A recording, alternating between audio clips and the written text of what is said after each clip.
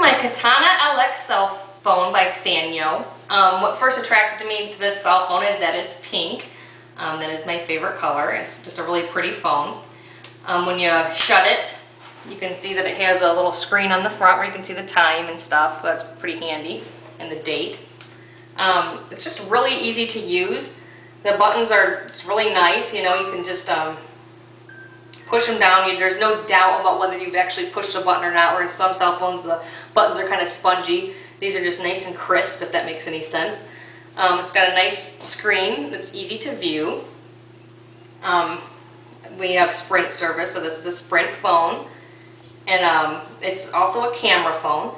So to take a picture, you just click on the camera icon, the menu, and then you point and click. And here's the picture we just took. The camera option on it's not great, but it's better than my last cell phone's camera. It takes a sort of a fairly clear picture, probably about, I think it's 1.2 megapixels or something like that. So it's not a real wonderful camera, but good enough if you're in a pinch and just want to take a quick picture. I like that it folds. I've had cell phones that don't fold over like that, and they tend to be a little bulkier in your purse. Like this one fits right in the little pocket that's made for cell phones, whereas my other one didn't. So I like that. It has a volume button right here on the side. So if you're talking and you can't quite hear, you can just turn it up really easily. And there's also a little button to use the camera, so there's a quicker camera function than what I usually do, or than what I just showed you. You just push this button here on the side.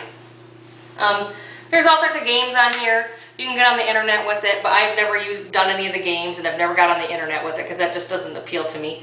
And it's very expensive. I did once get on the internet on accident, and I ended up being charged like $2.50 for less than a minute. So I ended up canceling that service with Sprint. And also you can get texts on it, but that's another thing I don't do because I get charged 20 cents per text, and I'm too cheap for that. So anyway, this is just a nice basic phone. It will do some fancier things. Like I said, I don't really want a phone that does a lot of fancy things. I just liked how easy it is to use, how easy it flips up. It's easy to answer, it's easy to hang up, since I'm sort of a cell phone novice. So I do recommend this Katana LX cell phone by Sanyo.